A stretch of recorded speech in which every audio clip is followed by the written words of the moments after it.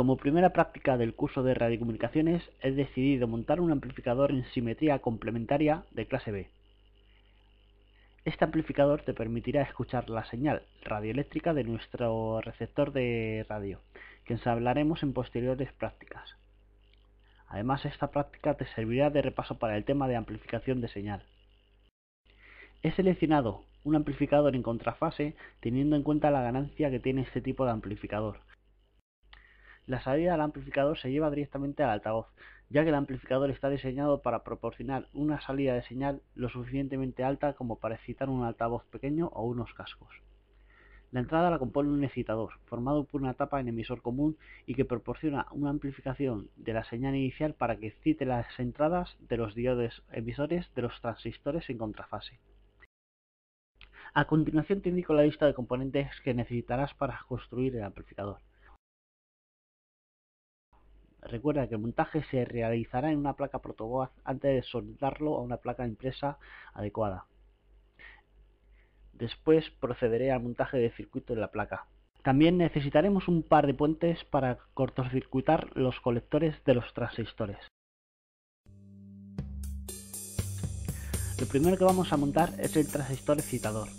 Este pequeño NPN de baja potencia lo conectaremos de manera que el colector quede a la derecha del circuito, para que se acople directamente la base del primer transistor en contrafase.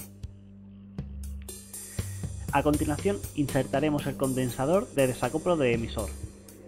Observa que tiene polaridad y que debe de conectarlo correctamente con el negativo a masa.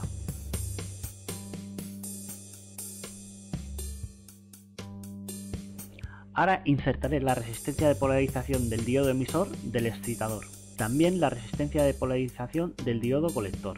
Recuerda que el divisor de tensión proporciona la polarización del amplificador.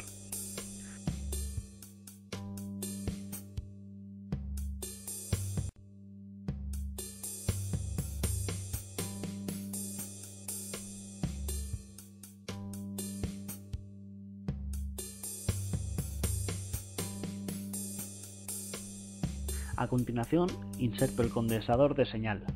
Este condensador acoplará la señal a la entrada del excitador.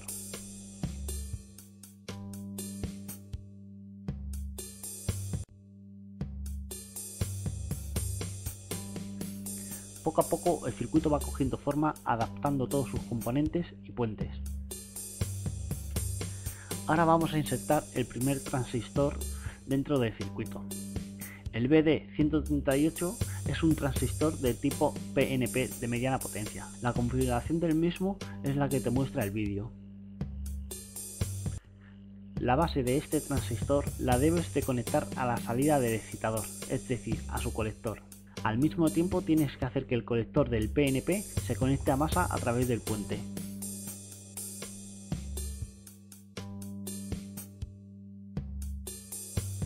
En paralelo con la base del PNP y la salida del excitador pondremos inversamente los diodos 1N4148. Estos diodos proporcionarán la polarización de los transistores en contrafase, además de evitar incrementos de corriente. Los diodos se conectarán entre los diodos de emisor de los transistores en contrafase.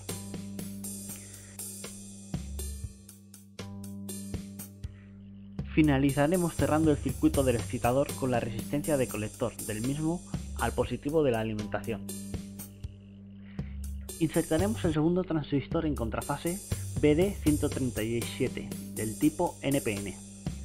Tanto el NPN como el PNP y los diodos 1N4148 tienen la misma curva de entrada característica. Esto es fundamental para evitar distorsión de cruce y otros efectos no deseados en la amplificación de este tipo de configuración.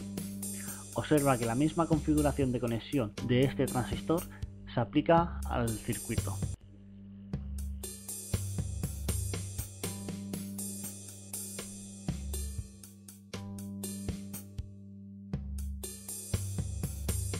Por último, la resistencia de emisor del excitador nos proporcionará la intensidad de colector que regulará la potencia de la señal amplificada.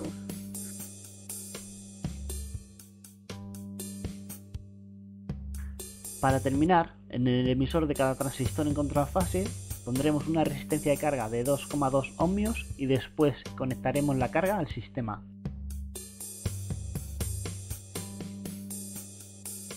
Esta carga adapta la impedancia de salida del amplificador con el altavoz. Pero antes de conectar la carga en paralelo con esta resistencia de 10 ohmios, se insertará el cable de conexión al altavoz, justo en la salida del amplificador.